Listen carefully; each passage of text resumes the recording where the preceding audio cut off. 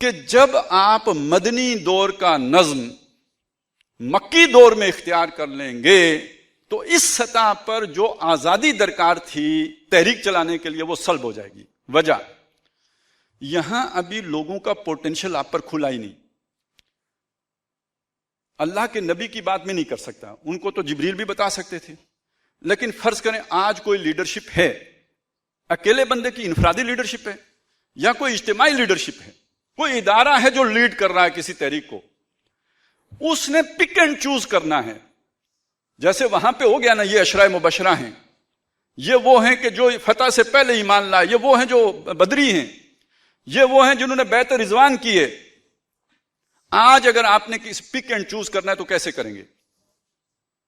ہمارے ہاں تو معیار یہ بن گیا ہے, ہم نے چونکہ جماعت بنا لیے تو اس کے خانے ہیں, یہاں پہ ناظم اعلیٰ بیٹھے گا, یہاں نائب ناظم اعلیٰ بیٹھے گا, یہاں کوئی امیر بیٹھے گا, یہاں کوئی غریب بیٹھے گا, یہاں کوئی نقیب بیٹھے گا.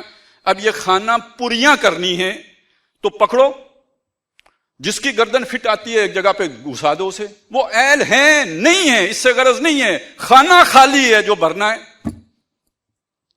تو خانہ خالی رہا دیومی گرد, کوئی نظام کا پجاری, کوئی نظام کا سروس مین جس نے 60 سال باطل نظام کی چاکری کی ہوگی, جس کی سیکنڈ نیچر میں غلامی دھر آئی ہوگی, اس کی گردن ہی کسی عہدے کے لیے فٹ آئے گی. باقی تو ابھی نا تجربہ کار ہیں, باقی تو ابھی جوشیلے ہیں, باقی تو ابھی متوازن سوچ کے عامل نہیں ہیں, ابھی کچھ ان میں بیلنس نہیں آیا ہے.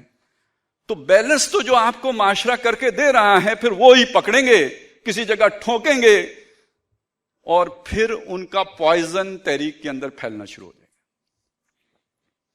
کیونکہ وہ ان کو سکھائی گئی ہوتی ہے غلامی, اور وہ غلام بنا کر رکھنا ہی ایفیشنسی سمجھتے ہیں.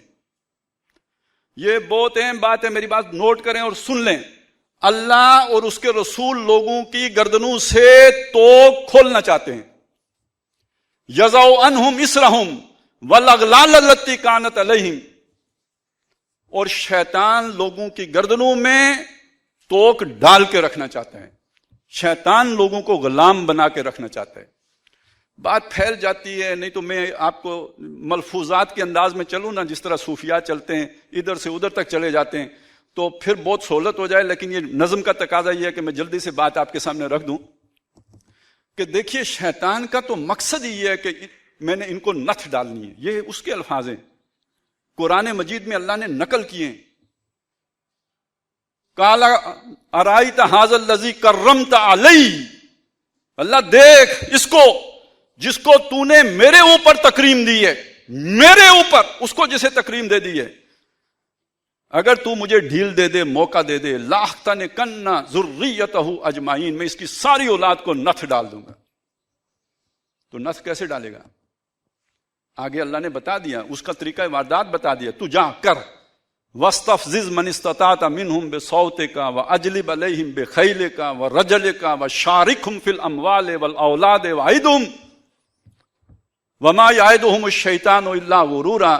جا ان پر اپنی آواز کا جادو چلا, ان پر لتا منگیشکر لے کے آ, محمد رفیع لے کے آ, باقی سارے جمع کر لیجئے جن کے آواز میں گلے میں بھگوان بولتا ہے, لے آئیے سب کو. کون سا بھگوان بولتا ہے؟ لے کے آ جا ان کے اوپر اپنے ایئر فورس بھی, لے آ ان پہ اپنے بری فوج بھی, چڑھا لا ان پر اپنے ساتھ, اور ان کی اولاد میں بھی شریک ہو جا, مال میں بھی شریک ہو, ان کی اولاد میں بھی پارٹنرشپ کر لے. یہ تو علیحدہ نازک موضوع ہے. اور انہیں لمبے لمبے خواب دکھا, تبدیلی کے خواب دکھا, سبز باغ دکھا, ان کو جو ہے میٹھی میٹھی باتیں اور لوریاں سنا, انہیں چکر دیے رکھ. الغرور ہے نا وہ دھوکے باز فراڈیا. دجال تو اس کے ناخنوں کی میل ہے, اصل دجال تو وہ خود ہے. الغرور سب سے بڑے دھوکہ باز, جس نے آدم علیہ السلام کو بھی چکر دے دیا.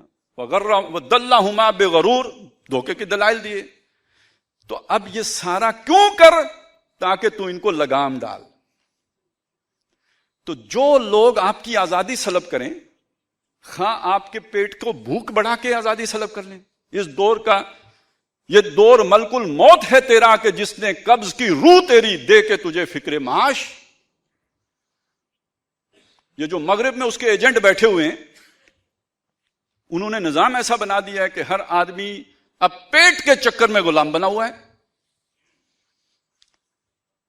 یا اب دیکھیں نا کیا تربیت ہے. ابھی تربیت آپ نے سنا نا, کیا تربیت ہے. آج کا انسان 21ویں صدی کا انسان گلے میں پٹا ڈال کے, آج کہتے ہیں حریت کا دور ہے. حریت کیا ہے؟ ایک جملے میں آ جاتی ہے حریت, boss is always right. Very settled nurtured notion, boss is always right. اور اس وقت آپ سر پیٹیں, سینہ کوٹیں, چلائیں, چیخیں, جب کوئی دیندار بندہ بھی کھڑا ہو کے کہے باس از آلویز رائٹ. جادو وہ جو سر چڑھ کر بولے. جنہوں نے لوگوں کو ان توکوں سے آزاد کرانا تھا وہ لا کے دین کے نام پر یہ توک آپ کے گلے میں ڈالیں اور اقامت دین کے نام پر ڈالیں تو ناطقہ سر برگریباں ہیں, اسے کیا کہیے. اور یہ ہو رہا ہے. اور اس کا نتیجہ کیا نکلتا ہے؟ ایک فرد کی انفرادیت ختم ہو جاتی ہے, وہ اجتماعیت کی نظر ہوتا ہے, بھینٹ چڑھ جاتا ہے, بلی دے دیا جاتا ہے. اور نظم, یار خدا کی قسم یہ نظم صحابہ کرام کا بھی نہیں تھا. میں نے سوچ سمجھ کے قسم کھائی ہے. محمد رسول اللہ نے کوئی گھریلو اسرہ تو نہیں بنایا تھا نا. اور یہاں کچھ بچا ہی نہیں تھا. مجھے بس ڈر رہ گیا تھا کیونکہ وہ بھی شروع ہو گیا تھا کام, نوجوانوں کے مسائل. ایک وظیفہ شب نظم سے آزاد رہ گیا تھا, باقی ایک بندے کی زندگی میں نظم سے باہر کچھ نہیں رہ گیا تھا. اور وہ جو نوجوانوں کے مسائل والا موضوع چھیڑ لیا تھا ایک ہمارے ڈاکٹر صاحب نے, تو اس نے لازماً وظیفہ شب کے بھی نظم پر منتج ہونا تھا. اس غلامی کا نتیجہ آپ کی فعالیت کا خاتمہ. سبحان اللہ والحمد للہ.